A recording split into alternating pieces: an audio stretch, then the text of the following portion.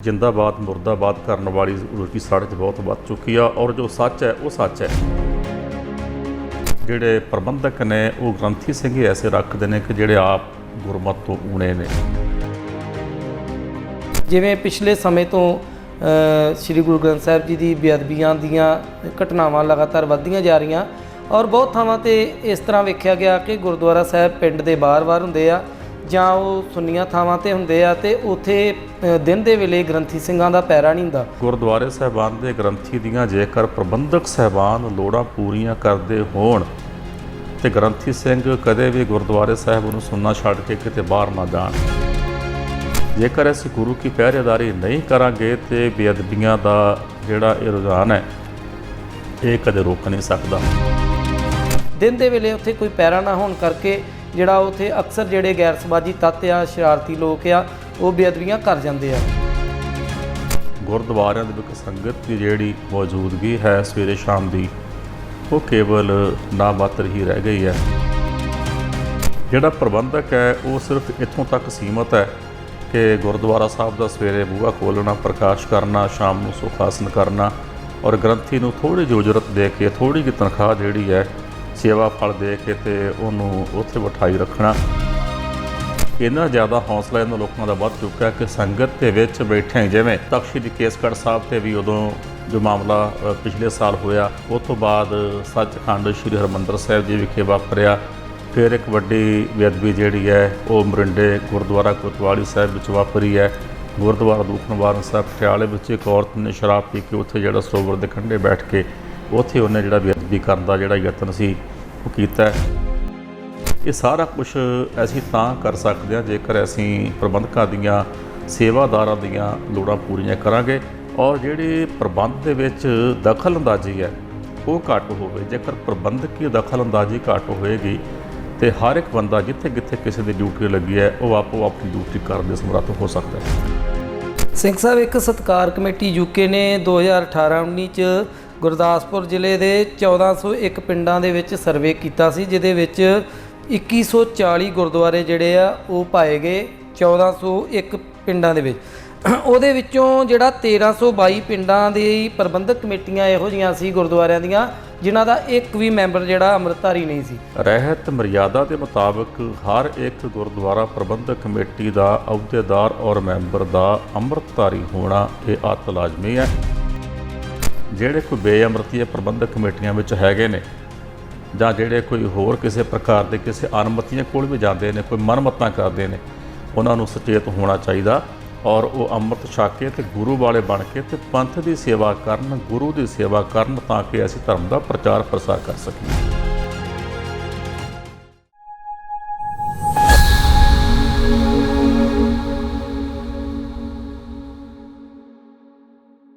ਵਾਹਿਗੁਰੂ ਜੀ ਕਾ ਖਾਲਸਾ, ਵਾਹਿਗੁਰੂ ਜੀ ਕੀ ਫਤਿਹ।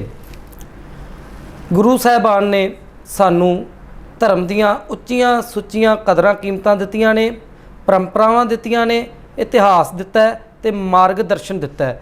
ਮਾਰਗਦਰਸ਼ਨ ਦੇ ਰੂਪ ਦੇ ਵਿੱਚ ਸਾਡੇ ਕੋਲ ਧੰਨ ਧੰਨ ਸ੍ਰੀ ਗੁਰੂ ਗ੍ਰੰਥ ਸਾਹਿਬ ਜੀ ਮੌਜੂਦ ਨੇ ਅਤੇ ਸਾਡੇ ਕੋਲ ਚਾਨਣ ਮੁਨਾਰੇ ਦੇ ਤੌਰ ਤੇ ਸਾਡਾ ਮਹਾਨ ਗੁਰੂ ਇਤਿਹਾਸ ਅਤੇ ਸਿੱਖ ਇਤਿਹਾਸ ਵੀ ਮੌਜੂਦ ਹੈ। ਪਰ ਅੱਜ ਦੇਖਣ 'ਚ ਆ ਰਿਹਾ ਹੈ ਕਿ ਸਾਡਾ ਸਿੱਖ ਜਿਹੜਾ ਸਮਾਜ ਹੈ ਉਹ ਧਰਮ ਦੇ ਫਲਸਫੇ ਤੋਂ, ਧਰਮ ਦੀਆਂ ਨੈਤਿਕ ਕਦਰਾਂ ਤੋਂ ਅਤੇ ਧਰਮ ਦੇ ਇਤਿਹਾਸ ਤੋਂ ਪਿੱਛੇ ਹਟ ਰਿਹਾ ਹੈ, ਜਿਸ ਦੀ ਬਦੌਲਤ ਸਾਡੇ ਸਮਾਜ ਦੇ ਵਿੱਚ, ਸਾਡੇ ਸਿੱਖ ਸਮਾਜ ਦੇ ਵਿੱਚ ਨਿਘਾਰ ਦਰ ਨਿਘਾਰ ਵੱਧਦਾ ਜਾ ਰਿਹਾ ਹੈ।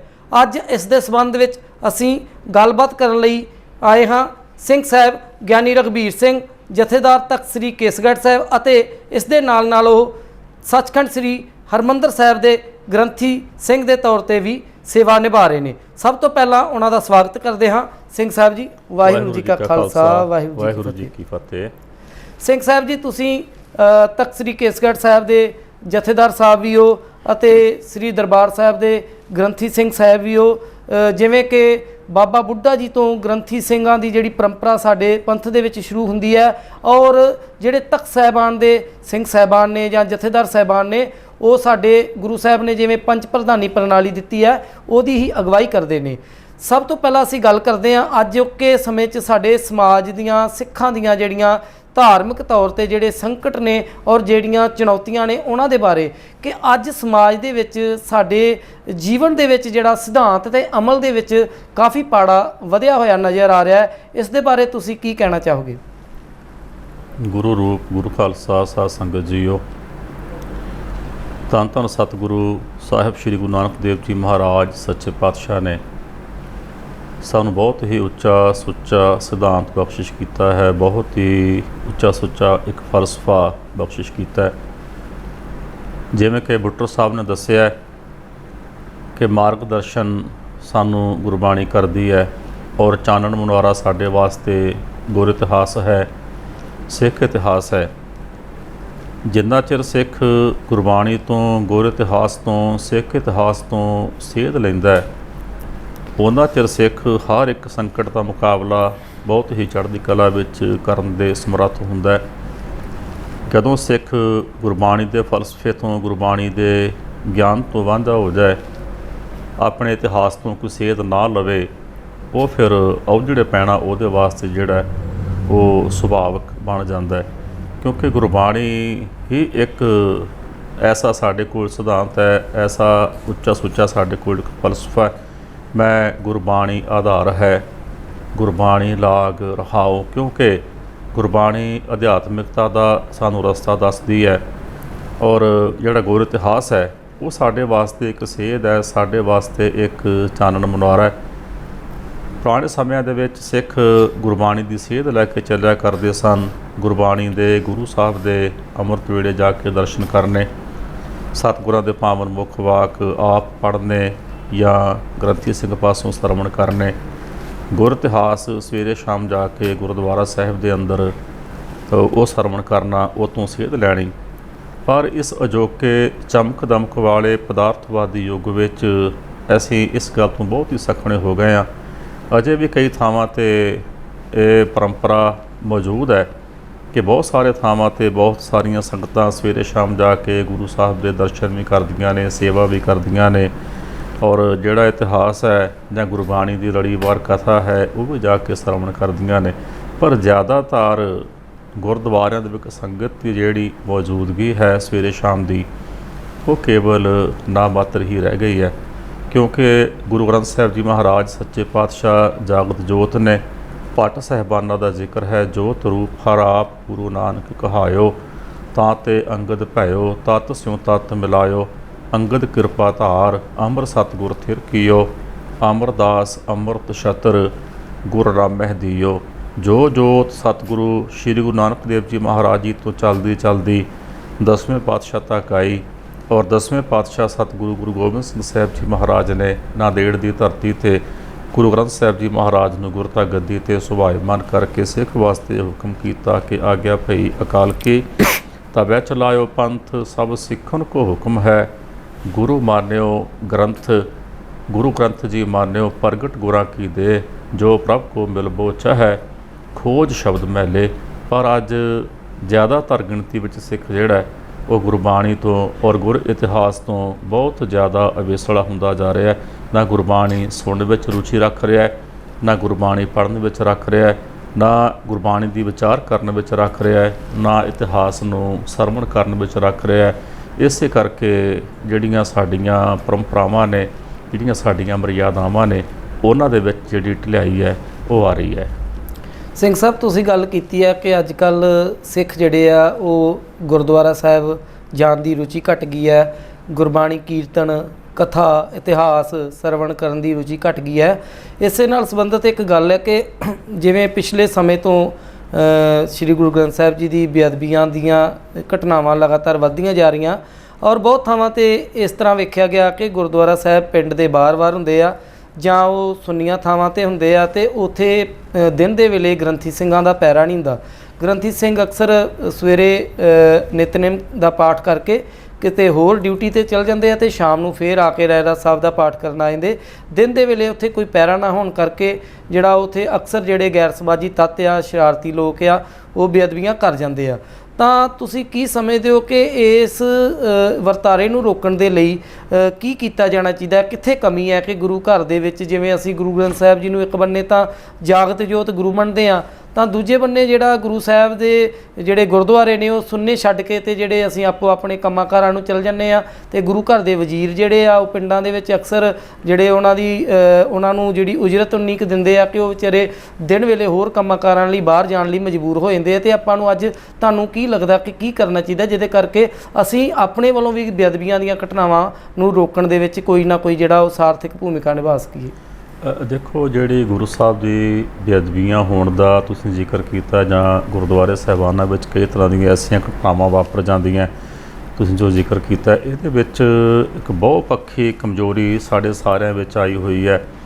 ਸਭ ਤੋਂ ਵੱਡੀ ਗੱਲ ਤਾਂ ਇਹ ਹੈ ਕਿ ਜ਼ਿਆਦਾ ਗਿਣਤੀ ਵਿੱਚ ਗੁਰਦੁਆਰੇ ਸਾਹਿਬਾਨ ਦਾ ਹੋਣਾ, ਜਿਹੜੇ ਕੇਵਲ ਚੌਧਰੀ ਨੇ, ਚੌਧਰਾਂ ਦੀ ਭੁੱਖ ਵਾਲੇ, ਜੇਕਰ ਕਿਸੇ ਪ੍ਰਧਾਨ ਨੂੰ ਕਿਸੇ ਪ੍ਰਧਾਨਗੀ ਤੋਂ ਹਟਾ ਦਿੱਤਾ ਤਾਂ ਉਹ ਆਪਣੇ ਹਮਖਿਆਲ ਜਿਹੜੇ ਮੈਂਬਰ ਨੇ ਉਹਨਾਂ ਨੂੰ ਨਾਲ ਲੈ ਕੇ, ਕੁਛ ਆਪਣੇ ਹਮਖਿਆਲ ਸੰਗਤ ਨੂੰ ਨਾਲ ਲੈ ਕੇ ਤੇ ਇੱਕ ਵੱਖਰੇ ਗੁਰਦੁਆਰੇ ਦੀ ਤਾਮੀਰ ਕਰਦਾ ਹੈ। ਔਰ ਉੱਥੇ ਸਭ ਤੋਂ ਵੱਡੀ ਗੱਲ ਤਾਂ ਇਹ ਹੈ ਕਿ ਇੱਕ ਪੱਖ ਇਹ ਹੈ ਕਿ ਗੁਰਦੁਆਰਿਆਂ ਦਾ ਜ਼ਿਆਦਾ ਗਿਣਤੀ ਵਿੱਚ ਹੋਣਾ, ਦੂਜਾ ਪੱਖ ਇਹ ਹੈ ਕਿ ਗੁਰਦੁਆਰੇ ਸਾਹਿਬਾਨ ਦੇ ਵਿੱਚ ਜ਼ਿਆਦਾਤਰ ਜਿਹੜੇ ਗ੍ਰੰਥੀ ਨੇ ਉਹ ਆਪ, ਮੈਂ ਸੱਥ ਜੋੜ ਕੇ ਪਹਿਲਾਂ ਕਿ ਮੈਂ ਇਸ ਗੱਲ ਦੀ ਮੰਗ ਲਵਾਂ, ਕਿਉਂਕਿ ਜਿੰਦਾਬਾਦ ਮੁਰਦਾਬਾਦ ਕਰਨ ਵਾਲੀ ਰੁਚੀ ਸਾਡੇ 'ਚ ਬਹੁਤ ਵੱਧ ਚੁੱਕੀ ਆ। ਔਰ ਜੋ ਸੱਚ ਹੈ ਉਹ ਸੱਚ ਹੈ ਕਿ ਜ਼ਿਆਦਾਤਰ ਜਿਹੜੇ ਪ੍ਰਬੰਧਕ ਨੇ ਉਹ ਗ੍ਰੰਥੀ ਸਿੰਘ ਹੀ ਐਸੇ ਰੱਖਦੇ ਨੇ ਕਿ ਜਿਹੜੇ ਆਪ ਗੁਰਮਤ ਤੋਂ ਊਣੇ ਨੇ, ਜਿਨ੍ਹਾਂ ਕਿਤੋਂ ਗੁਰਬਾਣੀ ਦੀ ਸੰਥਿਆ ਨਹੀਂ ਕੀਤੀ ਹੁੰਦੀ ਜਾਂ ਕਿਸੇ ਚੰਗੇ ਉਸਤਾਦ ਕੋਲ ਰਹਿ ਕੇ ਜੋ ਗੁਰਮਰਿਆਦਾ ਉਹਨਾਂ ਨੇ ਸਿੱਖੀ ਨਹੀਂ ਹੁੰਦੀ। ਜਿਹੜਾ ਪ੍ਰਬੰਧਕ ਹੈ ਉਹ ਸਿਰਫ ਇੱਥੋਂ ਤੱਕ ਸੀਮਤ ਹੈ ਕਿ ਗੁਰਦੁਆਰਾ ਸਾਹਿਬ ਦਾ ਸਵੇਰੇ ਬੂਹਾ ਖੋਲ੍ਹਣਾ, ਪ੍ਰਕਾਸ਼ ਕਰਨਾ, ਸ਼ਾਮ ਨੂੰ ਸੁਖਾਸਨ ਕਰਨਾ, ਔਰ ਗ੍ਰੰਥੀ ਨੂੰ ਥੋੜ੍ਹੀ ਜਿਹੀ ਉਜਰਤ ਦੇ ਕੇ, ਥੋੜ੍ਹੀ ਜਿਹੀ ਤਨਖਾਹ ਜਿਹੜੀ ਹੈ ਸੇਵਾ ਫਲ ਦੇ ਕੇ ਤੇ ਉਹਨੂੰ ਉੱਥੇ ਬਿਠਾਈ ਰੱਖਣਾ।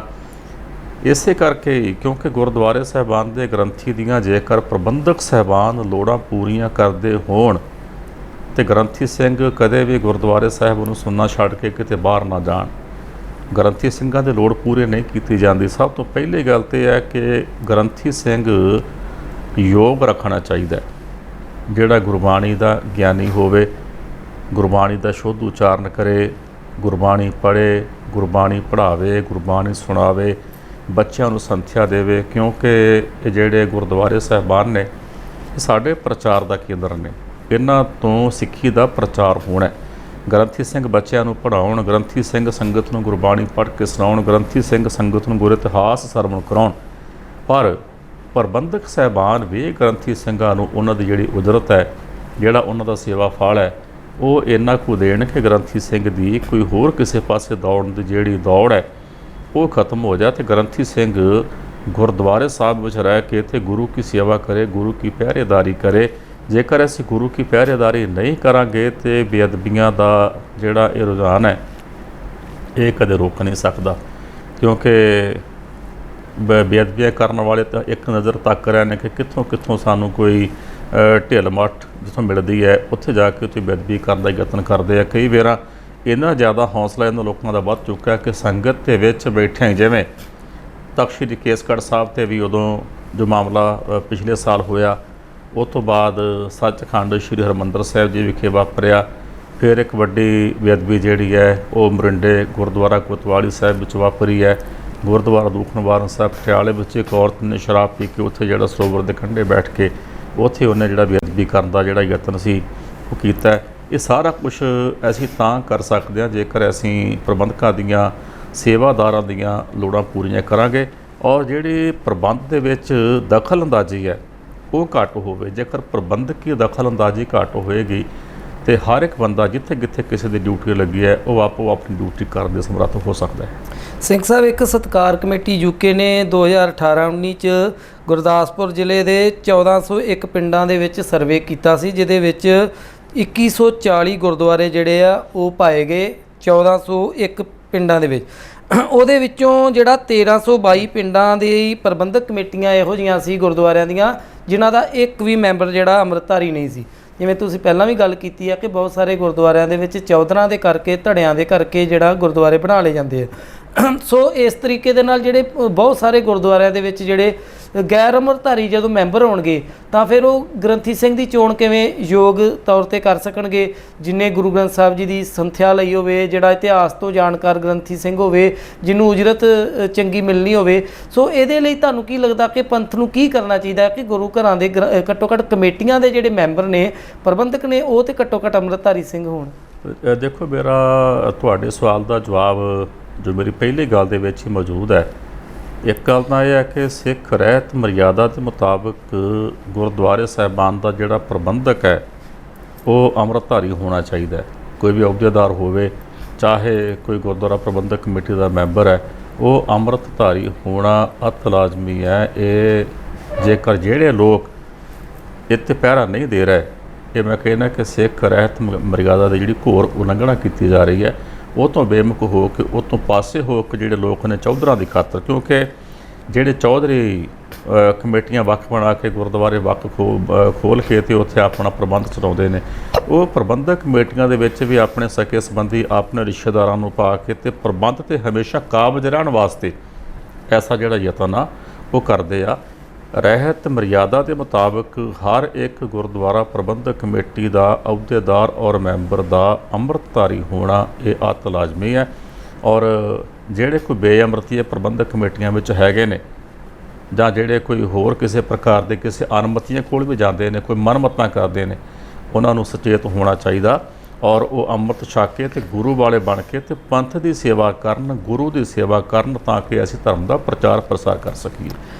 ਕਿ ਜਿਹੜੇ ਮਰਿਆਦਾ ਤੋਂ ਬਾਹਰ ਜਾਂਦੇ ਆ ਪ੍ਰਬੰਧਕ, ਉਹਨਾਂ ਦੇ ਖਿਲਾਫ, ਕਿਉਂਕਿ ਤੁਸੀਂ 50 ਤਖਤਾਂ 'ਚੋਂ ਇੱਕ ਪਾਵਨ ਤਖਤ ਦੇ ਸਿੰਘ ਸਾਹਿਬ ਵੀ ਹੋ ਅਤੇ ਤੁਸੀਂ ਪੰਥਕ ਫੈਸਲਿਆਂ ਦੇ ਵਿੱਚ ਪੰਜ ਸਿੰਘ ਸਾਹਿਬਾਨਾਂ ਦੇ ਵਿੱਚ ਬਿਰਾਜਮਾਨ ਹੁੰਦੇ ਹੋ, ਤਾਂ ਕੀ ਤੁਹਾਨੂੰ ਲੱਗਦਾ ਕਿ ਕੋਈ ਅਕਾਲ ਤਖਤ ਸਾਹਿਬ ਤੋਂ ਕੋਈ ਇਹੋ ਜਿਹਾ ਆਦੇਸ਼, ਸੰਦੇਸ਼, ਹੁਕਮਨਾਮਾ ਹੋਣਾ ਚਾਹੀਦਾ ਕਿ ਜਿਹਦੇ ਨਾਲ ਜਿਹੜੇ ਨਹੀਂ ਟਲਦੇ ਬਾਰ-ਬਾਰ ਅਪੀਲਾਂ ਕਰਨ ਦੇ ਬਾਵਜੂਦ, ਤੇ ਉਹਨਾਂ ਦੇ ਕੋਈ ਖਿਲਾਫ ਕੋਈ ਸਖਤ ਐਕਸ਼ਨ ਵੀ ਹੋਣਾ ਚਾਹੀਦਾ, ਜਾਂ ਕੋਈ ਇਹੋ ਜਿਹੀ ਨਿਸ਼ਾਨਦੇਹੀ ਹੋਣੀ ਚਾਹੀਦੀ ਆ ਕਿ ਕਿਹੜੇ-ਕਿਹੜੇ ਗੁਰਦੁਆਰਿਆਂ ਦੇ ਜਿਹੜੇ ਗ੍ਰੰਥੀ ਜਿਹੜੇ ਪ੍ਰਬੰਧਕ ਨੇ ਉਹ ਮਰਿਆਦਾ ਦੇ ਵਿੱਚ ਪੂਰੇ ਨਹੀਂ ਉਤਰਦੇ? ਦੇਖੋ, ਜੇਕਰ ਆਪਾਂ ਤਖ਼ਤ ਸ੍ਰੀ ਕੇਸਗੜ੍ਹ ਸਾਹਿਬ ਦੇ ਖੇਤਰ ਦੀ ਗੱਲ ਕਰੀਏ ਤਾਂ ਜਿੰਨੇ ਕੁ ਮਾਮਲੇ ਸਾਡੇ ਕੋਲ ਹੁਣ ਤੱਕ ਮੇਰੇ ਇੱਥੇ ਸੇਵਾ 'ਚ ਹੁੰਦਿਆਂ ਆਏ, ਅਸੀਂ ਬਹੁਤ ਸਾਰੇ ਐਸੇ ਪ੍ਰਬੰਧਕ ਨੇ ਜਿਨ੍ਹਾਂ ਨੂੰ ਪ੍ਰਬੰਧਨ ਦੇ ਵਿੱਚੋਂ ਹਟਾਇਆ ਵੀ ਹੈ, ਔਰ ਬਹੁਤ ਸਾਰੇ ਉਹ ਪ੍ਰਬੰਧਕ ਨੇ ਜਿਨ੍ਹਾਂ ਨੇ ਅੰਮ੍ਰਿਤ ਵੀ ਛਕਿਆ ਅਤੇ ਅੰਮ੍ਰਿਤ ਛਕਣ ਤੋਂ ਬਾਅਦ ਤਿਆਰ ਹੋ ਕੇ ਸੇਵਾ ਵੀ ਕਰ ਰਹੇ ਆ। ਔਰ ਬਹੁਤ ਸਾਰੇ ਗ੍ਰੰਥੀ ਸਿੰਘ ਵੀ ਐਸੇ ਕੇਸ ਸਾਡੇ ਕੋਲ ਐਸੇ ਕੇਸ ਵੀ ਆ ਜਿਹੜੇ ਗ੍ਰੰਥੀ ਸਿੰਘ ਵਿਗਿਆਨ ਤੋਂ ਹੀਣੇ ਔਰ ਗੁਰਮਤਿ ਦੇ ਉਲਟ ਜਿਹੜੇ ਕਾਰਜ ਕਰਦੇ ਸਨ, ਉਹਨਾਂ ਨੂੰ ਵੀ ਸੇਵਾ ਤੋਂ ਜਿਹੜਾ ਅਸੀਂ ਇੱਥੋਂ ਲਾਂਭੇ ਕੀਤਾ। ਦੇਖੋ, ਅਕਾਲ ਤਖਤ ਸਾਹਿਬ ਦੀ ਮਰਿਆਦਾ ਨੇ ਤਾਂ ਬਿਲਕੁਲ ਸਪਸ਼ਟ ਲਿਖ ਦਿੱਤਾ ਕਿ ਪ੍ਰਬੰਧਕ ਜਿਹੜੇ ਨੇ ਉਹ ਅੰਮ੍ਰਿਤਧਾਰੀ ਹੋਣੇ ਜ਼ਰੂਰੀ ਹੈ। ਔਰ ਥਾਂ-ਥਾਂ 'ਤੇ ਸਾਡੇ ਜਿਹੜੇ ਪ੍ਰਚਾਰਕ ਨੇ, ਸਾਡੇ ਪ੍ਰਚਾਰ ਦੇ ਕੇਂਦਰ ਖੁੱਲ੍ਹੇ ਹੋਏ ਨੇ, ਸਾਡੇ ਆਫਿਸ ਨੇ, ਸਬ ਆਫਿਸ ਨੇ, ਧਰਮ ਪ੍ਰਚਾਰ ਦੇ ਜਿਹੜੇ ਸਾਡੇ ਬਣੇ ਹੋਏ ਨੇ ਪ੍ਰਚਾਰ ਕੇਂਦਰ, ਉਹ ਪ੍ਰਚਾਰਕ ਸਾਹਿਬਾਨ ਵੀ ਜਿਹੜੇ ਨੇ ਉਹ ਵੱਖ-ਵੱਖ ਪਿੰਡਾਂ ਵਿੱਚ ਜਾ ਕੇ, ਵੱਖ-ਵੱਖ ਥਾਵਾਂ 'ਤੇ ਜਾ ਕੇ, ਜਿਵੇਂ ਤੁਸੀਂ ਦੱਸਿਆ ਕਿ UK ਦੀ ਇੱਕ ਕਮੇਟੀ ਨੇ ਜਿਹੜੀ ਨਿਸ਼ਾਨਦੇਹੀ ਕੀਤੀ ਆ ਕਿ ਇੰਨੀਆਂ ਕਮੇਟੀ ਦੇ ਮੈਂਬਰ ਜਿਹੜੇ ਇਸ ਤਰ੍ਹਾਂ ਨੇ, ਉਹ ਪੂਰੀ ਉਹਦੀ ਰਿਪੋਰਟ ਜਿਹੜੀ ਹੈ ਉਹਨਾਂ ਨੂੰ ਸ਼੍ਰੀ ਅਕਾਲ ਤਖਤ ਸਾਹਿਬ ਤੋਂ ਜਾਂ ਉਹਨਾਂ ਵੀਰਾਂ ਕੋਲੋਂ ਰਿਪੋਰਟ ਲੈ ਕੇ ਤੇ ਉਹਨਾਂ ਪਿੰਡਾਂ ਵਿੱਚ ਜਾ ਕੇ ਤੇ ਉਹਨਾਂ ਨੂੰ ਇਸ ਗੱਲ ਵੱਲ ਪ੍ਰੇਰਿਤ ਕਰਨਾ ਚਾਹੀਦਾ ਕਿ ਜੇਕਰ ਤੁਸੀਂ ਸੇਵਾ ਕਰਨੀ ਹੈ ਤਾਂ ਅੰਮ੍ਰਿਤਧਾਰੀ ਹੋਵੋ, ਜੋ ਆਪਣਾ ਜੀਵਨ ਹੈ ਗੁਰਮਤਿ ਆਸ਼ੇ ਦੇ ਅਨੁਸਾਰ ਉਹਨੂੰ ਬਤੀਤ ਕਰੋ, ਸੇਵਾ ਕਰੋ। ਤੇ ਜੇਕਰ ਐਸਾ ਨਹੀਂ ਕਰਨਾ ਤੇ ਪ੍ਰਬੰਧ ਤੋਂ ਪਾਸੇ ਹੋ ਜਾਓ ਤੇ ਪ੍ਰਬੰਧਕ ਜਿਹੜਾ ਅੰਮ੍ਰਿਤਧਾਰੀ ਹੀ ਹੋਣਾ ਚਾਹੀਦਾ। ਸ਼੍ਰੋਮਣੀ ਗੁਰਦੁਆਰਾ ਪ੍ਰਬੰਧਕ ਕਮੇਟੀ ਜਿਵੇਂ ਸਿੱਖਾਂ ਦੀ ਸਿਰਮੌਰ ਸੰਸਥਾ ਆ, ਤਾਂ ਬਹੁਤ ਵਾਰ ਸੰਗਤ ਦੇ ਵਿੱਚੋਂ ਵੀ ਇਸ ਤਰ੍ਹਾਂ ਦੀਆਂ ਸ਼ਿਕਾਇਤਾਂ ਆ ਜਾਂਦੀਆਂ ਆ ਕਿ ਬਹੁਤ ਸਾਰੇ ਕਈ ਵਾਰ ਸ਼੍ਰੋਮਣੀ ਕਮੇਟੀ ਦੇ ਮੁਲਾਜ਼ਮ ਵੀ ਕਈ ਜਿਹੜੇ ਆ ਉਹ ਮਰਿਆਦਾ 'ਚ ਕਈ ਵਾਰ ਪੂਰੇ ਨਹੀਂ ਉਤਰਦੇ ਹੁੰਦੇ, ਜਾਂ ਕਿਸੇ ਨਾ ਕਿਸੇ ਤਰੀਕੇ ਦੇ ਨਾਲ ਉਹ ਜਿਹੜਾ ਮਰਿਆਦਾ ਦੇ ਉਲਟ ਜਾਂਦੇ ਹੁੰਦੇ ਆ। ਤਾਂ ਕੋਈ ਇਹੋ ਜਿਹਾ ਸ਼੍ਰੋਮਣੀ ਕਮੇਟੀ ਨੂੰ ਸਮੇਂ-ਸਮੇਂ ਕੋਈ ਇਹੋ ਜਿਹੀ ਜਿਹੜੀ ਆ ਉਹ ਅਭਿਆਸ ਜਾਂ ਪ੍ਰੈਕਟਿਸ ਕਰਨੀ ਚਾਹੀਦੀ ਆ ਕਿ ਜਿਹਦੇ ਨਾਲ ਇਸ ਤਰ੍ਹਾਂ ਦਾ ਕੋਈ ਇੱਕ ਟੈਸਟ ਜਾਂ ਪ੍ਰੀਖਿਆ ਹੋਵੇ ਕਿ ਜਿਹਦੇ ਵਿੱਚੋਂ ਉਹ ਜਿਹੜਾ ਆਪਣੇ ਆਤਮਿਕ ਗਿਆਨ ਪੱਖੋਂ ਵੀ ਕਿ ਉਹਨਾਂ ਕੋਲ ਇਤਿਹਾਸ ਗੁਰਬਾਣੀ ਦੀ ਕਿੰਨੀ ਕੁ ਸਮਝ ਆ ਗੁਰਦੁਆਰਿਆਂ ਦੇ ਮੁਲਾਜ਼ਮਾਂ ਦੇ ਅੰਦਰ, ਜਾਂ ਉਹ ਸਿੱਖੀ ਸਰੂਪ ਦੇ ਵਿੱਚ ਜਾਂ ਮਰਿਆਦਾ ਦੇ ਵਿੱਚ ਉਹ ਪੰਜ ਕਕਾਰੀ ਰਹਿਤ ਦੇ ਵਿੱਚ ਕਿੰਨੇ ਕੁ ਪ੍ਰਪੱਕ ਨੇ। ਇਹਦੇ ਬਾਰੇ ਕੋਈ ਤੁਹਾਨੂੰ ਲੱਗਦਾ ਕਿ ਹੋਣਾ ਚਾਹੀਦਾ ਕਿ ਸਮਾਂਬੱਧ ਤਰੀਕੇ ਦੇ ਨਾਲ ਕੋਈ ਸਮੇਂ ਨਾਲ ਇੱਦਾਂ ਦੀ ਕੋਈ ਟੈਸਟ ਜਾਂ ਉਹਨਾਂ ਦੀ ਚੈਕਿੰਗ ਹੋਵੇ? ਦੇਖੋ, ਜੇਕਰ ਅਸੀਂ ਪ੍ਰਤੱਖ ਦੇਖੀਏ ਤਾਂ ਕੋਈ ਵੀ ਐਸੀ ਗੱਲਬਾਤ ਜਿਹੜੀ ਹੈ ਕੋਈ ਇੱਕਾ ਦੁੱਕਾ ਘਟਨਾਵਾਂ ਕਿਤੇ ਐਸੀਆਂ ਹੁੰਦੀਆਂ ਵੀ ਨੇ, ਇਸ ਗੱਲ ਤੋਂ ਮੁਨਕਰ ਵੀ ਨਹੀਂ ਹੋਇਆ ਜਾ ਸਕਦਾ। ਕੁਝ ਰਿਪੋਰਟਾਂ ਐਸੀਆਂ ਆਉਂਦੀਆਂ ਨੇ ਕਿ ਕਿਸੇ ਮੁਲਾਜ਼ਮ ਨੇ ਜੋ ਪਤਿਤ ਹੋਇਆ ਜਾਂ ਕਿਸੇ ਪ੍ਰਕਾਰ ਦਾ ਕੋਈ ਨਸ਼ਾ ਕਰਦਾ, ਔਰ ਉਹਨਾਂ 'ਤੇ ਜਿਹੜਾ ਫੌਰੀ ਤੌਰ 'ਤੇ ਜਦ ਵੀ ਰਿਪੋਰਟ ਮਿਲਦੀ ਹੈ, ਜਿਹੜੇ ਪ੍ਰਬੰਧਕ ਨੇ ਉਹ ਫੌਰੀ ਤੌਰ 'ਤੇ ਉਹਦੇ ਖਿਲਾਫ ਜਿਹੜੀ ਆ ਸਖਤ ਤੋਂ ਸਖਤ ਕਾਰਵਾਈ ਕਰਦੇ ਆ। ਉਹਦੀ ਸਸਪੈਂਸ਼ਨ ਵੀ ਹੁੰਦੀ ਹੈ ਔਰ ਉੱਤੇ ਕਾਰਵਾਈ ਵੀ ਹੁੰਦੀ ਹੈ। ਦੁਬਾਰਾ ਆਉਣ 'ਤੇ ਉਹਨੂੰ 5 ਪਿਆਰੇ ਸਾਹਿਬਾਨ ਦੇ ਕੋਲ ਆਪਣੇ ਸੁਧਾਈ ਕਰਾਉਣ ਵਾਸਤੇ ਪੇਸ਼ ਵੀ ਕੀਤਾ ਜਾਂਦਾ ਹੈ। ਔਰ ਜਦ ਵੀ ਕੋਈ ਐਸੀ ਰਿਪੋਰਟ ਸਾਡੇ ਕੋਲ ਆਉਂਦੀ ਹੈ ਜਾਂ ਬਾਕੀ ਪ੍ਰਬੰਧਕ ਸਾਹਿਬਾਨਾਂ ਕੋਲ ਆਉਂਦੀ ਹੈ, ਪ੍ਰਧਾਨ ਸਾਹਿਬ ਕੋਲ ਆਉਂਦੀ ਹੈ, ਤੇ ਉਹਦੇ ਉੱਤੇ ਫੌਰੀ ਜਿਹੜਾ ਐਕਸ਼ਨ ਹੈ ਉਹ ਕੀਤਾ ਜਾਂਦਾ। ਬਾਕੀ ਫਿਰ ਵੀ ਜੇਕਰ ਕਿਸੇ ਧਿਆਨ ਵਿੱਚ ਵੀ ਕੋਈ ਐਸਾ ਆਉਂਦਾ ਕਿ ਕੋਈ ਸ਼੍ਰੋਮਣੀ ਗੁਰਦੁਆਰਾ ਪ੍ਰਬੰਧਕ ਕਮੇਟੀ ਦਾ ਮੁਲਾਜ਼ਮ ਕੋਈ ਅਣਮੱਥੀ ਥਾਵਾਂ 'ਤੇ ਜਾਂਦਾ ਹੈ ਜਾਂ ਕਿਸੇ ਪ੍ਰਕਾਰ ਦਾ ਕੋਈ ਨਸ਼ਾ ਕਰਦਾ ਹੈ, ਕੋਈ ਕੁਰੈਤੀ ਹੈ, ਤੇ ਉਹਦੀ ਰਿਪੋਰਟ ਜਿਹੜੀ ਹੈ ਉਹ ਸੰਬੰਧਿਤ ਗੁਰਦੁਆਰਾ ਸਾਹਿਬ ਦੇ ਜਿਹੜੇ ਮੈਨੇਜਰ ਨੇ ਉਹਨਾਂ ਤੱਕ ਜਾਂ ਸ਼੍ਰੋਮਣੀ ਗੁਰਦੁਆਰਾ ਪ੍ਰਬੰਧਕ ਕਮੇਟੀ ਦੇ ਸਕੱਤਰ ਸਾਹਿਬ ਨੂੰ, ਪ੍ਰਧਾਨ ਸਾਹਿਬ ਨੂੰ ਦੇਣੀ ਚਾਹੀਦੀ ਹੈ, ਤਾਂ ਕਿ ਉੱਤੇ ਕਾਰਵਾਈ ਕਰਕੇ ਤੇ ਉਹਨੂੰ ਸਹੀ ਰਸਤੇ 'ਤੇ ਲਿਆਂਦਾ ਜਾ ਸਕੇ।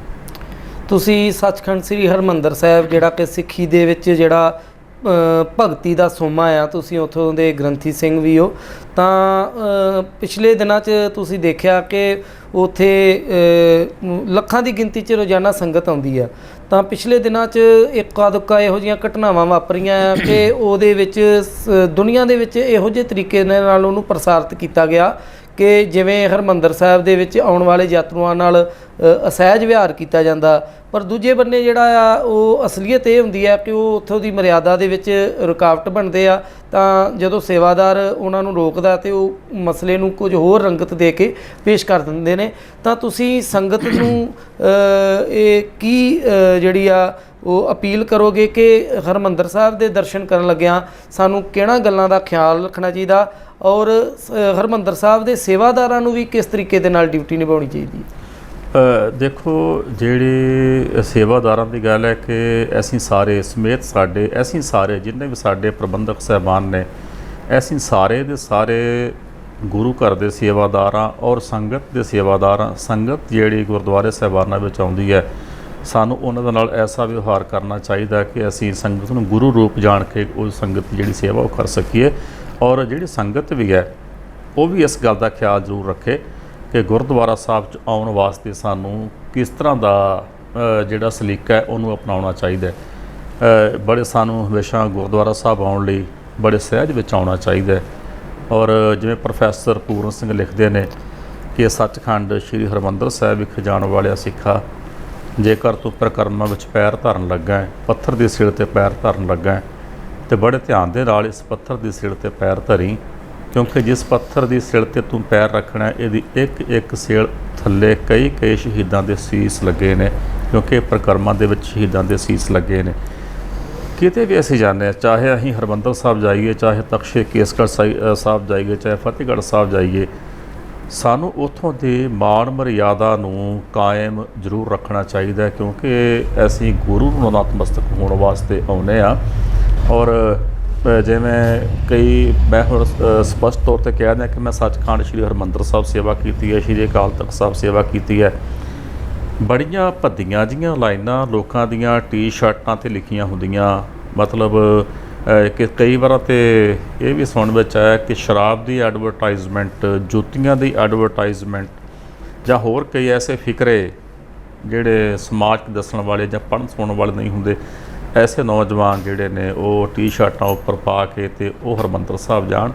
ਤੇ ਉੱਥੇ ਤਾਂ ਫਿਰ ਇਹੀ ਗੱਲ ਹੈ ਕਿ ਇੱਕ ਭਾਉ ਲੱਥੀ ਨਾਤਿਆਂ ਦੋਏ ਭਾ ਚੜੀਏ ਸਹੋਰ। ਉੱਥੇ ਜਿੱਥੇ ਉਹ ਆਪਣੀ ਇਕਾਗਰਤਾ ਭੰਗ ਕਰਦੇ ਨੇ, ਉੱਥੇ ਬਾਕੀ ਸੰਗਤ ਦੀ ਇਕਾਗਰਤਾ ਨੂੰ ਭੰਗ ਕਰਨ ਵਿੱਚ ਸਹਾਇਕ ਹੁੰਦੇ ਨੇ। ਸਾਨੂੰ ਗੁਰਦੁਆਰਾ ਸਾਹਿਬ ਜਾਣ ਲਈ ਬੜੀ ਸਹਿਜਤਾ, ਬੜੇ ਸਲੀਕੇ ਦੇ ਨਾਲ, ਬੜੀ ਸਾਦਗੀ ਦੇ ਨਾਲ ਆਪਣੀਆਂ ਅੱਖਾਂ ਵੀ ਸਾਨੂੰ ਗੁਰਦੁਆਰਾ ਸਾਹਿਬ ਵਿੱਚ ਨੀਵੀਆਂ ਕਰਕੇ ਜਾਣੀਆਂ ਚਾਹੀਦੀਆਂ, ਆਪਣਾ ਸਿਰ ਵੀ ਸਾਨੂੰ ਨੀਵਾਂ ਕਰਕੇ ਜਾਣਾ ਚਾਹੀਦਾ ਹੈ। ਕਿਉਂਕਿ ਅਕਸਰ ਮੈਂ ਕਲਕਿਨਾ ਹੋਣਾ ਕਿ ਗੁਰਦੁਆਰਾ ਸਾਹਿਬ ਜੇਕਰ ਕੋਈ ਸਿਰ ਨੀਵਾਂ ਕਰਕੇ ਜਾਂਦਾ ਤੇ ਉੱਥੋਂ ਸਿਰ ਉੱਚਾ ਕਰਕੇ ਆਉਂਦਾ, ਕਿਉਂਕਿ ਗੁਰੂ ਝੋਲੀਆਂ ਭਰ ਕੇ ਉਸ ਨੂੰ ਤੋਰਦਾ। ਮੱਥਾ ਟੇਕਦੇ ਅਸੀਂ, ਮੱਥਾ ਟੇਕਣ ਵੇਲੇ ਇਹ ਵੀ ਗੱਲ ਮੈਂ ਅਕਸਰ ਕਈ ਵਾਰ ਤਖਤ ਸ੍ਰੀ ਕੇਸਗੜ੍ਹ ਸਾਹਿਬ 'ਤੇ ਵੀ ਕੀਤੀ ਹੈ ਕਿ ਕਥਾ ਹੋ ਰਹੀ ਹੋਵੇ, ਕੀਰਤਨ ਹੋ ਰਿਹਾ ਹੋਵੇ, ਕੋਈ ਢਾਡੀ ਕਵੀਸ਼ਰ ਸਾਹਿਬਾਨ ਉਹ ਸਾਨੂੰ ਕੋਈ ਇਤਿਹਾਸ ਪ੍ਰਸੰਗ ਸੁਣਾ ਰਹੇ ਹੋਣ ਤੇ ਐਸੀ ਲਾਈਨ ਵਿੱਚ ਖੜੇ ਉੱਚੀ ਉੱਚੀ ਜਕਾਰੇ ਛੱਡੀ ਜਾਂਦੇ ਆ। ਇਹਦੇ ਨਾਲ ਕੀ ਹੈ ਕਿ ਜਿਹੜੀ ਸੰਗਤ ਬੈਠੀ ਹੋਈ ਇਤਿਹਾਸ ਸੁਣਦੀ ਹੈ ਉਹਦੀ ਇਕਾਗਰਤਾ ਭੰਗ ਹੁੰਦੀ ਹੈ। ਕਥਾ ਕੀਰਤਨ ਹੋ ਰਿਹਾ ਹੋਵੇ ਉਹਨਾਂ ਦੀ ਇਕਾਗਰਤਾ ਭੰਗ ਹੁੰਦੀ ਹੈ, ਸੰਗਤ ਦੀ ਇਕਾਗਰਤਾ ਭੰਗ ਹੁੰਦੀ ਹੈ। ਮੱਥਾ ਟੇਕਣ ਵੇਲੇ ਅਸੀਂ ਕਰਦੇ ਹਾਂ ਕਿ ਧੱਕਾ ਮੁੱਖੀ, ਇੱਕ ਦੂਜੇ ਤੋਂ ਅੱਗੇ ਲੰਘਣ ਦੀ ਕੋਸ਼ਿਸ਼ ਕਰਨੀ, ਇੱਕ ਦੂਜੇ ਦੇ ਉੱਪਰ ਦੀ ਚਲਾ ਕੇ ਪੈਸੇ ਗੁਰੂ ਸਾਹਿਬ ਵੱਲ ਸੁੱਟਣੇ। ਇਹ ਚੀਜ਼ਾਂ ਸਾਨੂੰ ਬਹੁਤ ਸਮਝਣ ਦੀ ਲੋੜ ਹੈ, ਕਿਉਂਕਿ ਗੁਰੂ ਦੇ ਚਰਨਾਂ ਵਿੱਚ ਤੇ ਪ੍ਰੇਮ ਸਹਿਤ ਭੇਟਾ ਰੱਖੀ ਜਾਂਦੀ ਹੈ, ਭੇਟਾ ਮਾਰੀ ਨਹੀਂ ਜਾਂਦੀ। ਇਹ ਗੱਲ ਚਾਹੇ ਮੇਰੀ ਕਿਸੇ ਨੂੰ ਬੁਰੀ ਲੱਗੇ, ਚਾਹੇ ਕਿਸੇ ਨੂੰ ਚੰਗੀ ਲੱਗੇ, ਲੇਕਿਨ ਇਹ ਸੱਚ ਹੈ। ਔਰ ਅਕਸਰ ਤੁਸੀਂ ਵੇਖਦੇ ਹੋਵੋਗੇ ਸਾਰੇ ਕਿ ਇਸ ਤਰ੍ਹਾਂ ਹੁੰਦਾ। ਸਾਨੂੰ ਹਮੇਸ਼ਾ ਗੁਰੂ ਕੀ ਹਜ਼ੂਰੀ ਵਿੱਚ ਹੱਥ ਜੋੜ ਕੇ ਸਿਰ ਝੁਕਾ ਕੇ ਜਾਣਾ ਚਾਹੀਦਾ ਹੈ। ਗੁਰੂ ਕੀ ਹਜ਼ੂਰੀ ਵਿੱਚ ਜਾ ਕੇ ਸਾਨੂੰ ਉੱਚਾ ਨਹੀਂ ਬੋਲਣਾ ਚਾਹੀਦਾ। ਬੜੇ ਸਹਿਜ ਨਾਲ ਸਾਨੂੰ ਜਾ ਕੇ ਸਤਿਗੁਰਾਂ ਨੂੰ ਨਤਮਸਤਕ ਹੋਣਾ ਚਾਹੀਦਾ ਹੈ, ਸਤਿਗੁਰਾਂ ਨੂੰ ਜਾ ਕੇ ਸਾਨੂੰ ਮੱਥਾ ਟੇਕਣਾ ਚਾਹੀਦਾ ਹੈ। ਔਰ ਤਾਂ ਹੀ ਗੁਰੂ ਚਰਨਾਂ 'ਚ ਸਾਡੀ ਜਿਹੜੀ ਹਾਜ਼ਰੀ ਹੈ ਉਹ ਪ੍ਰਵਾਨ ਹੁੰਦੀ ਹੈ। ਜਿਵੇਂ ਥੋੜ੍ਹੀ ਜਿਹੀ ਅਸੀਂ ਬਾਕੀ ਮੈਂ ਜਿਹੜੀ ਤੁਸੀਂ ਘਟਨਾਵਾਂ ਦੀ ਗੱਲ ਕੀਤੀ ਹੈ ਕਿ ਘਟਨਾਵਾਂ ਵਾਪਰੀਆਂ ਨੇ, ਘਟਨਾਵਾਂ ਦੇਖੋ ਜਦ ਤੋਂ ਸਿੱਖ ਧਰਮ ਹੋਂਦ ਵਿੱਚ ਆਇਆ, ਸਿੱਖ ਧਰਮ ਨੂੰ ਚੁਣੌਤੀਆਂ ਉਦੋਂ ਤੋਂ ਹੀ ਸ਼ੁਰੂ ਹੋ ਗਈਆਂ। ਅਤੇ ਘਟਨਾਵਾਂ ਜਿਹੜੀਆਂ ਨੇ ਕੋਈ ਨਾ ਕੋਈ, ਜਿਹੜੀਆਂ ਪੰਥ ਵਿਰੋਧੀ ਤਾਕਤਾਂ ਨੇ ਉਹ ਕੋਈ ਨਾ ਕੋਈ ਐਸੀ ਘਟਨਾ ਜਿਹੜੀਆਂ ਨੇ ਉਹ ਕਰਦੀਆਂ ਰਹਿੰਦੀਆਂ ਨੇ ਕਿ ਜਿਹਦੇ ਨਾਲ ਸੰਗਤ ਅਤੇ ਮਨਾਂ ਉੱਤੇ ਜਿਹੜਾ ਉਹ ਅਸਰ ਜਾਵੇ, ਸੰਗਤ ਅਤੇ ਮਨਾਂ ਇੱਕ ਡਰ ਖੌਫ ਪੈਦਾ ਹੋਵੇ। ਜਿਵੇਂ ਪਿਛਲੇ ਦਿਨ ਉੱਥੇ 3-4 ਧਮਾਕਿਆਂ ਦੀਆਂ ਜਿਹੜੀਆਂ ਘਟਨਾਵਾਂ ਅੰਮ੍ਰਿਤਸਰ 'ਚ ਹੋਈਆਂ, ਫਿਰ ਦਰਬਾਰ ਸਾਹਿਬ ਦੀ ਸਰਾਂ ਦੇ ਵਿੱਚ ਹੋਈ, ਇੱਕ ਬਹੁਤ ਮੰਦਭਾਗੀ ਘਟਨਾ ਹੈ। ਔਰ ਪੰਥ ਵਿਰੋਧੀ ਜਿਹੜੀਆਂ ਤਾਕਤਾਂ ਨੇ ਉਹਨਾਂ ਦਾ ਇਹ ਜਿਹੜਾ ਕਾਰਾ ਕੀਤਾ ਉਹਨਾਂ ਨੇ ਕੀਤਾ ਤਾਂ ਕਿ ਸੰਗਤ ਦੇ ਮਨਾਂ ਵਿੱਚ ਖੌਫ ਪੈਦਾ ਹੋਵੇ। ਲੇਕਿਨ ਹਰਿਮੰਦਰ ਸਾਹਿਬ ਜਾਣ ਵਾਲੀ ਸੰਗਤ ਦੇ ਮਨਾਂ ਵਿੱਚ ਉਦੋਂ ਖੌਫ ਪੈਦਾ ਨਹੀਂ ਹੋਇਆ ਕਿ ਜਦੋਂ ਇੱਥੇ ਲਖਪਤ ਰਾਏ, ਜਸਪਤ ਰਾਏ ਵਰਗਿਆਂ ਨੇ, ਅਹਿਮਦ ਸ਼ਾਹ ਅਬਦਾਲੀ ਵਰਗਿਆਂ ਨੇ ਹਮਲੇ ਕੀਤੇ, ਪ੍ਰਕਰਮਾਂ ਦੇ ਵਿੱਚ ਸਿੰਘਾਂ ਦਾ ਕਤਲੇਆਮ ਕੀਤਾ। 1984 ਵਿੱਚ ਹਰਿਮੰਦਰ ਸਾਹਿਬ ਵਿੱਚ ਕੀ ਨਹੀਂ ਹੋਇਆ। ਸ਼੍ਰੀ ਅਕਾਲ ਤਖ਼ਤ ਸਾਹਿਬ ਨੂੰ ਢਹਿ ਢੇਰੀ ਕੀਤਾ। ਹਰਿਮੰਦਰ ਸਾਹਿਬ ਨੂੰ ਜਿਹੜਾ ਰੂਹਾਨੀਅਤ ਦਾ ਕੇਂਦਰ ਹੈ ਉੱਥੇ ਗੋਲੀਆਂ ਚੱਲੀਆਂ, ਗੋਲੀਆਂ ਮਾਰੀਆਂ ਗਈਆਂ। ਪ੍ਰਕਰਮਾਂ ਦੇ ਵਿੱਚ ਜਿਹੜੇ ਬੇਦੋਸ਼ੇ ਸਿੱਖ ਸੀ ਉਹ ਸ਼ਹੀਦ ਕੀਤੇ ਗਏ। ਨਿੱਕੇ ਨਿੱਕੇ ਦੁੱਧ ਚੌਂਕ ਦੇ ਬੱਚੇ ਕੰਧਾਂ ਨਾਲ ਮਾਰ ਕੇ ਜਿਹੜੇ ਸੀਗੇ ਉਹ ਸ਼ਹੀਦ ਕੀਤੇ ਗਏ। ਲੇਕਿਨ ਹਰਿਮੰਦਰ ਸਾਹਿਬ ਦੀ ਰੂਹਾਨੀਅਤ ਦੇ ਵਿੱਚ ਇੰਨਾ ਕੁਛ ਵਾਪਰਨ ਦੇ ਨਾਲ ਵੀ ਕੋਈ ਫਰਕ ਨਹੀਂ ਪਿਆ। ਉੱਥੇ ਦੀ ਸੰਗਤ ਦੀ ਜਿਹੜੀ ਆਮਦ ਹੈ 1984 ਨਾਲੋਂ ਅੱਜ ਸੈਂਕੜੇ ਗੁਣਾ ਕਹਿ ਲਈਏ ਕਿ ਵੱਧ ਗਈ ਹੈ, ਅਤੇ ਸੰਗਤ ਵੱਡੀ ਗਿਣਤੀ ਵਿੱਚ ਉਸ ਥਾਂ 'ਤੇ ਪਹੁੰਚ ਕੇ ਅਤੇ ਗੁਰੂ ਰਾਮਦਾਸ ਸਾਹਿਬ ਦੇ ਘਰ ਦੀਆਂ ਖੁਸ਼ੀਆਂ ਦੀ ਪਾਤਰ ਬਣ ਰਹੀ ਹੈ। ਜਿਵੇਂ ਤੁਸੀਂ ਗੱਲ ਕੀਤੀ, ਹਰਿਮੰਦਰ ਸਾਹਿਬ ਸ਼ੁਰੂ ਤੋਂ ਹੀ ਜਿਹੜਾ ਆ ਉਹ ਸਿੱਖ ਪੰਥ ਦੇ ਦੁਸ਼ਮਣਾਂ ਦੀਆਂ ਅੱਖਾਂ ਦੇ ਵਿੱਚ ਰੜਕਦਾ ਰਿਹਾ, ਸਮੇਂ-ਸਮੇਂ 'ਤੇ ਉਹ ਹਮਲੇ ਕਰਦੇ ਰਹੇ ਆ। ਪਰ ਜਿਹੜੇ ਤੁਸੀਂ ਗੱਲ ਕੀਤੀ ਪਿਛਲੇ ਦਿਨੀ ਜਿਹੜੇ ਧਮਾਕੇ ਹੋਏ ਆ, ਉਹ ਕਰਨ ਵਾਲੇ ਵੀ ਸਿੱਖਾਂ ਦੇ ਹੀ ਮੁੰਡੇ ਸਨ, ਦਮਾਲੇ ਸਜਾਏ ਸਨ, ਅੰਮ੍ਰਿਤਧਾਰੀ ਸਨ। ਉਹਨੂੰ ਕਿਵੇਂ ਵੇਖਦੇ ਹੋ? ਦੇਖੋ, ਜੋ ਮੇਰਾ ਮੰਨਣਾ ਹੈ, ਜੋ ਮੇਰੀ ਨਿੱਜੀ ਸੋਚ ਹੈ, ਉਹ ਮੈਨੂੰ ਇਹ ਲੱਗਦਾ ਹੈ ਕਿ ਉਹ ਸਿੱਖ ਬੱਚਿਆਂ ਨੂੰ, ਸਿੱਖ ਨੌਜਵਾਨਾਂ ਦੀ ਜਿਹੜੀ ਦਿੱਖ ਹੈ ਉਹਨੂੰ ਬਦਨਾਮ ਕਰਨ ਵਾਸਤੇ ਦੁਮਾਲੇ ਵਾਲੇ ਸਿੰਘਾਂ ਨੂੰ ਲੋਕ ਗਲਤ ਨਜ਼ਰ ਨਾਲ ਦੇਖਣ, ਉਹਨਾਂ ਦਾ ਅਕਸ ਜਿਹੜਾ ਲੋਕਾਂ ਦੇ ਵਿੱਚ ਖਰਾਬ ਕਰਨ ਵਾਸਤੇ ਉਹਨਾਂ ਨੂੰ ਦੁਮਾਲੇ ਬਣਾਏ ਗਏ। ਉਹਨਾਂ ਦੇ ਗਲ ਵਿੱਚ ਕਿਰਪਾਨਾਂ ਪਾਈਆਂ ਗਈਆਂ ਔਰ ਉਹ ਇੱਕ ਸਿੱਖ ਵਜੋਂ ਉਹਨਾਂ ਨੂੰ ਪੇਸ਼ ਕਰਕੇ ਅਤੇ ਸਿੱਖਾਂ ਦਾ ਹੀ ਅਕਸ ਜਿਹੜਾ ਸੀ ਉਹ ਖਰਾਬ ਕਰਨ ਦਾ ਯਤਨ ਕੀਤਾ ਗਿਆ। ਪਰੰਤੂ ਪੰਥ ਵਿਰੋਧੀ ਤਾਕਤਾਂ ਦੇ ਵੱਲੋਂ ਇੱਕ ਉਹਨਾਂ ਦੇ ਸਿੱਖ ਚਿਹਰੇ ਬਣਾ ਕੇ ਉਹਨਾਂ ਕੋਲੋਂ ਇਹ ਗਲਤ ਹਰਕਤ ਕਰਵਾ ਕੇ ਅਤੇ ਸਿੱਖਾਂ ਦੀਆਂ ਨਜ਼ਰਾਂ ਵਿੱਚ ਸਿੱਖਾਂ ਨੂੰ ਹੀ ਗੇਰਨ ਦਾ ਜਿਹੜਾ ਯਤਨ ਸੀ ਉਹ ਕੀਤਾ ਗਿਆ। ਮੈਂ ਕਹਿੰਦਾ ਕਿ ਉਹ ਕੇਵਲ ਇੱਕ ਭੇਖੀ ਸਿੱਖ ਬਣੇ ਹੋਏ ਸਨ, ਲੇਕਿਨ ਹੈ ਉਹ ਸਿੱਖ ਵਿਰੋਧੀ ਹੀ। ਇਸ ਤੋਂ ਥੋੜ੍ਹੇ ਦਿਨ ਪਹਿਲਾਂ ਪੰਜਾਬ ਦੇ ਵਿੱਚ ਤੁਹਾਨੂੰ ਪਤਾ ਪਿਛਲੇ ਮਹੀਨਿਆਂ 'ਚ ਕਿਸ ਤਰ੍ਹਾਂ ਦਾ ਵਰਤਾਰਾ ਚੱਲਿਆ। ਸੈਂਕੜੇ ਸਿੱਖ ਨੌਜਵਾਨਾਂ ਨੂੰ NSA ਲਗਾ ਕੇ ਜਿਹੜਾ ਆ ਪੰਜਾਬ ਤੋਂ ਬਾਹਰ ਦੀਆਂ ਜੇਲ੍ਹਾਂ 'ਚ ਭੇਜ ਦਿੱਤਾ ਗਿਆ। ਤਾਂ ਪੰਜਾਬ ਦੇ ਬਹੁ ਗਿਣਤੀ ਜਿਹੜੀ ਸਿੱਖ ਮਾਨਸਿਕਤਾ ਉਹਦੇ ਮਨ ਦਾ ਵਿਚਾਰ ਇਹ ਹੈ ਕਿ ਉਹ ਸਾਰਾ ਕੁਝ ਇੱਕ ਅੰਮ੍ਰਿਤ ਸੰਚਾਰ ਦੀ ਲਹਿਰ ਜਾਂ ਨਸ਼ੇ ਛਡਾਉਣ ਦੀ ਲਹਿਰ ਜਿਹੜੀ ਆ ਉਹ ਉਸ ਨੂੰ ਸਾਬੋਤਾਜ ਕਰਨ ਲਈ ਜਿਹੜਾ ਸਰਕਾਰ ਵੱਲੋਂ ਕੀਤਾ ਗਿਆ। ਅਤੇ ਜਦ ਕਿ ਜਿਹੜੇ ਨਸ਼ੇ ਵੇਚਣ ਵਾਲੇ ਨੇ, ਜਿਹੜੇ ਲੋਕ ਗੈਰ ਸਮਾਜੀ ਨੇ, ਸਰਕਾਰਾਂ ਦਾ ਉਹਨਾਂ ਪ੍ਰਤੀ ਰਵੱਈਆ, ਅਤੇ ਜਿਹੜੇ ਗੁਰੂ ਗ੍ਰੰਥ ਸਾਹਿਬ ਦੀਆਂ ਬੇਅਦਬੀਆਂ ਕਰਨ ਵਾਲੇ ਨੇ ਉਹਨਾਂ ਪ੍ਰਤੀ ਰਵੱਈਆ ਜਿਹੜਾ ਇੰਨਾ ਕਰੜਾ ਨਹੀਂ ਹੁੰਦਾ ਜਿੰਨਾ ਸਿੱਖ ਸਿਧਾਂਤਾਂ ਦਾ ਪ੍ਰਚਾਰ ਕਰਨ ਜਾਂ ਗੁਰਮਤਿ ਦਾ ਪ੍ਰਸਾਰ ਕਰਨ ਦੀ ਰੁਚੀ ਰੱਖਣ ਵਾਲੇ ਨੌਜਵਾਨਾਂ ਦੇ ਪ੍ਰਤੀ ਸਰਕਾਰ ਦਾ ਰਵੱਈਆ ਹੁੰਦਾ। ਤੁਹਾਨੂੰ ਕੀ ਲੱਗਦਾ? ਦੇਖੋ, ਗੁਰਮਤਿ ਦੀ ਜਿਹੜੀ ਗੱਲ ਹੈ, ਜੇਕਰ ਆਪਾਂ ਕਿਸੇ ਨਸ਼ੇ ਕਰਨ ਵਾਲੇ ਦੀ ਗੱਲ ਕਰੀਏ ਤਾਂ ਨਸ਼ਿਆਂ ਤੋਂ ਕੇਵਲ ਗੁਰਮਤਿ ਹੋੜ ਸਕਦੀ ਹੈ, ਗੁਰਮਤਿ ਮੋੜ ਸਕਦੀ ਹੈ। ਜਿਵੇਂ ਤੁਸੀਂ ਗੱਲ ਕੀਤੀ ਕਿ ਪਿਛਲੇ ਦਿਨ ਹੀ ਪ੍ਰਚਾਰ ਵਹੀਰ ਚੱਲੀ, ਅੰਮ੍ਰਿਤ ਸੰਚਾਰ ਹੋਏ ਔਰ ਬਹੁਤ ਸਾਰੇ ਨੌਜਵਾਨ ਜਿਹੜੇ ਸਨ ਉਹ ਨਸ਼ਾ ਛੱਡ ਕੇ ਅਤੇ ਇਹਨਾਂ ਵਹੀਰਾਂ 'ਚ ਸ਼ਾਮਲ ਵੀ ਹੋਏ, ਉਹਨਾਂ ਨੇ ਅੰਮ੍ਰਿਤਪਾਨ ਵੀ ਕੀਤਾ। ਇਹ ਹਮੇਸ਼ਾ ਹੀ ਇਹ ਜਿਹੜੀਆਂ ਸਿੱਖ ਵਿਰੋਧੀ ਤਾਕਤਾਂ ਨੇ, ਜਿਹੜੀਆਂ ਪੰਥ ਵਿਰੋਧੀ ਤਾਕਤਾਂ ਨੇ, ਇਹ ਚੀਜ਼ਾਂ ਉਹਨਾਂ ਨੂੰ ਹਮੇਸ਼ਾ ਚੁੱਭਦੀਆਂ ਰਹੀਆਂ ਨੇ। ਔਰ ਜਿਹੜਾ ਨਸ਼ਾ ਵੇਚਦਾ ਹੈ, ਉਹ ਨਸ਼ਾ ਕਰਨ ਵਾਲੇ ਦੀ ਮਾਨਸਿਕਤਾ ਨੂੰ ਗੁਲਾਮ ਬਣਾ ਕੇ ਰੱਖਦਾ ਹੈ ਕਿ ਨਸ਼ਾ ਕਰਨ ਵਾਲਾ ਬੰਦਾ ਇੰਨਾ ਕੁ ਜ਼ਿਆਦਾ ਗੁਲਾਮ ਹੋ ਜਾਂਦਾ ਹੈ ਮਾਨਸਿਕ ਤੌਰ 'ਤੇ ਕਿ ਉਹਨੂੰ ਨਸ਼ਾ ਦਿਖਾ ਕੇ ਉਹਦੇ ਕੋਲੋਂ ਜਿਹੜਾ ਮਰਜ਼ੀ ਕੋਈ ਗੈਰ ਸਮਾਜੀ ਜਿਹੜਾ ਕੰਮ ਹੈ ਉਹ ਤੁਸੀਂ ਕਰਵਾ ਸਕਦੇ ਹੋ, ਜਿਹੜਾ ਮਰਜ਼ੀ ਕੰਮ। ਕਿਉਂਕਿ ਨਸ਼ੇ ਦੀ ਤਲਬ ਜਿਹੜੀ ਇੰਨੀ ਭੈੜੀ ਤਲਬ ਹੈ, ਔਰ ਨਸ਼ਾ ਵੀ ਇੱਦਾਂ ਦਾ ਜਿਹੜਾ ਹੁਣ ਸਾਡੇ ਨੌਜਵਾਨਾਂ ਨੂੰ ਪਰੋਸਿਆ ਜਾ ਰਿਹਾ ਕਿ ਉਹ ਨਸ਼ਾ ਜਿਹੜਾ ਸਿੰਥੈਟਿਕ ਨਸ਼ੇ ਨੇ ਔਰ ਨਸ਼ੇ ਮਾਰੂ ਨਸ਼ੇ ਨੇ। ਰੋਜ਼ਾਨਾ ਹਰ ਰੋਜ਼ ਖਬਰਾਂ ਜਿਹੜੀਆਂ ਨੇ ਦਿਨ ਚੜ੍ਹਦਿਆਂ ਹੀ ਖਬਰਾਂ ਸੁਣਨ ਸ਼ੁਰੂ ਹੋ ਜਾਂਦੀਆਂ ਨੇ ਕਿ ਨਸ਼ੇ ਦੀ ਓਵਰਡੋਜ਼ ਦੇ ਨਾਲ ਫਲਾਣੇ ਜ਼ਿਲ੍ਹੇ 'ਚ ਨੌਜਵਾਨ ਦੀ ਮੌਤ ਹੋ ਗਈ। ਦੇਖੀਦਾ ਕਿ ਬੜੇ ਸੋਹਣੇ ਸਾਡੇ ਨੌਜਵਾਨ ਨੇ, ਉਹਨਾਂ ਨੂੰ ਨਸ਼ਿਆਂ ਦੀ ਲੱਤ ਜਿਹੜੀ ਲਾਈ ਹੋਈ ਹੈ। ਨਸ਼ਿਆਂ ਦੀ ਲੱਤ ਲਾ ਕੇ ਤਾਂ ਸਾਡੀ ਮਾਨਸਿਕਤਾ ਲੁੱਟੀ ਜਾ ਰਹੀ ਹੈ, ਸਾਡੀ ਆਰਥਿਕਤਾ ਲੁੱਟੀ ਜਾ ਰਹੀ ਹੈ, ਔਰ ਸਾਨੂੰ ਧਾਰਮਿਕ ਤੌਰ 'ਤੇ ਲੁੱਟਿਆ ਜਾ ਰਿਹਾ। ਸਾਨੂੰ ਬਹੁਤ ਵੱਡੀ ਮਾਰ ਜਿਹੜੀ ਹੈ ਉਹ ਨਸ਼ੇ ਮਾਰ ਰਹੇ ਨੇ। ਜਿੱਥੇ ਸਾਡਾ ਧਨ ਖਰਾਬ ਹੋ ਰਿਹਾ, ਉੱਥੇ ਸਾਡੀ ਜਵਾਨੀ ਖਰਾਬ ਹੋ ਰਹੀ ਹੈ, ਉੱਥੇ ਸਾਡੀ ਜਿਹੜਾ ਗੁਰਮਤਿ ਦਾ ਫਲਸਫਾ ਸੀ ਉਹ ਤੋਂ ਨੌਜਵਾਨਾਂ ਨੂੰ ਦੂਰ ਕਰਨ ਦਾ ਯਤਨ ਕੀਤਾ ਜਾ ਰਿਹਾ। ਅਤੇ ਜੇਕਰ ਪਿਛਲੇ ਦਿਨ ਇੱਕ ਲਹਿਰ ਚੱਲੀ, ਖਾਲਸਾ ਵਹੀਰ ਚੱਲੀ, ਕਿੰਨੇ ਅੰਮ੍ਰਿਤ ਸੰਚਾਰ ਵੀ ਕੀਤੇ, ਔਰ ਇੱਕ ਵੇਵ ਬਣ ਗਈ ਸੀ ਪੰਜਾਬ ਦੇ ਵਿੱਚ ਕਿ ਨਸ਼ੇ ਛੱਡੋ, ਅੰਮ੍ਰਿਤ ਛਕੋ, ਅੰਮ੍ਰਿਤ ਛਕ ਕੇ ਗੁਰੂ ਵਾਲੇ ਬਣੋ।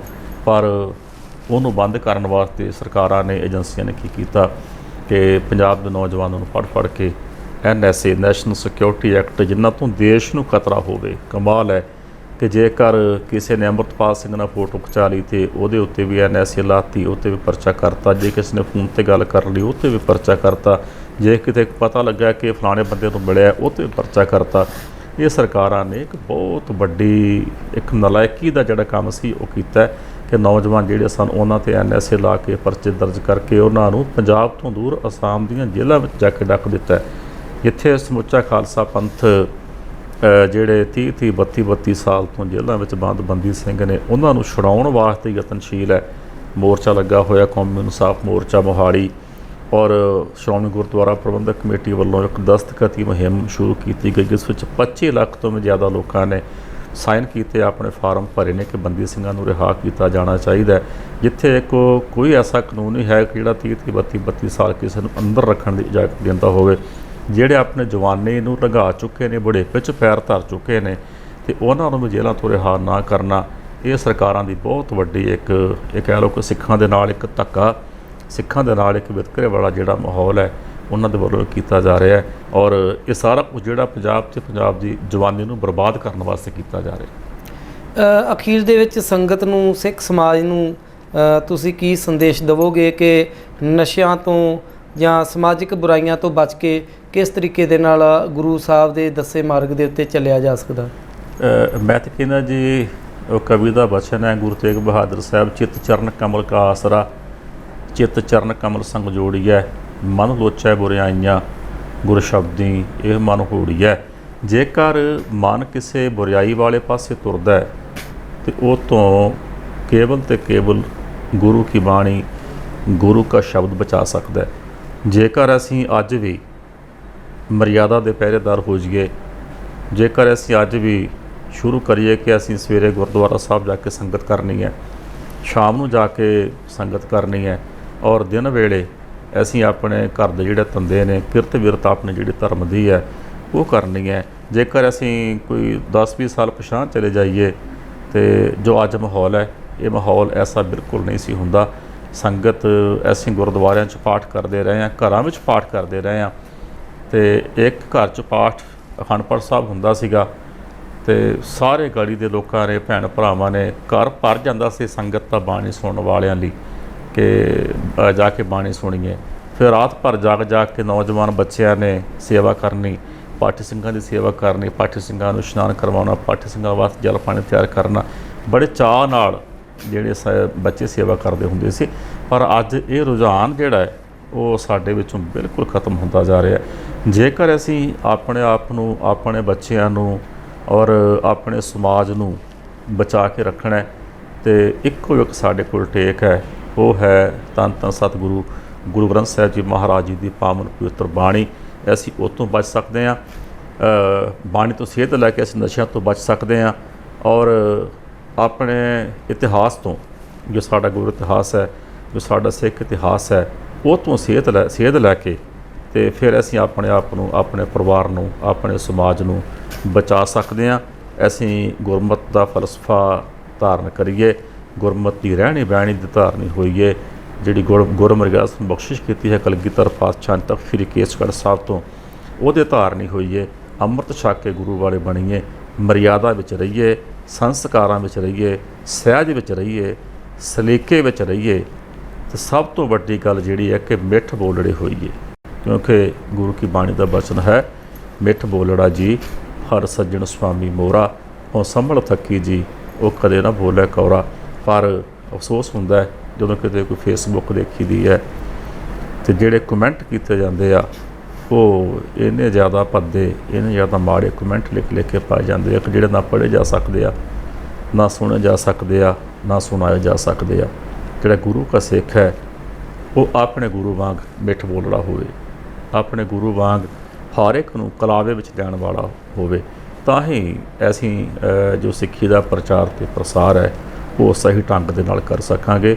ਅਸੀਂ ਅੰਮ੍ਰਿਤਧਾਰੀ ਹੋਈਏ, ਅੰਮ੍ਰਿਤਧਾਰੀ ਹੋ ਕੇ ਆਪਣੇ ਜੀਵਨ ਨੂੰ ਬਸਰ ਕਰੀਏ, ਆਪਣੇ ਜੀਵਨ 'ਚ ਸਹਿਜ ਧਾਰਨ ਕਰੀਏ, ਸਲੀਕਾ ਧਾਰਨ ਕਰੀਏ, ਔਰ ਜਿਹੜੀ ਗੁਰਮਰਿਆਦਾ ਉਹਦੇ ਧਾਰਨੀ ਹੋਈਏ। ਅਤੇ ਸਭ ਤੋਂ ਵੱਡੀ ਲੋੜ ਹੈ ਸਾਨੂੰ ਸਾਰਿਆਂ ਨੂੰ ਇਸ ਵੇਲੇ ਇਕੱਠੇ ਹੋਣ ਦੀ, ਕਿਉਂਕਿ ਸਾਨੂੰ ਧੜਿਆਂ ਵਿੱਚ ਵੰਡ ਕੇ, ਸਾਨੂੰ ਤੋੜ ਕੇ ਅਤੇ ਸਾਨੂੰ ਖਤਮ ਕਰਨ ਦੇ ਯਤਨ ਕੀਤੇ ਜਾ ਰਹੇ ਨੇ।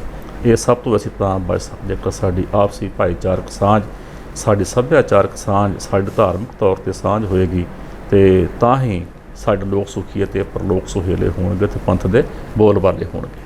ਬਹੁਤ ਬਹੁਤ ਧੰਨਵਾਦ ਸਿੰਘ ਸਾਹਿਬ ਜੀ ਤੁਹਾਡਾ।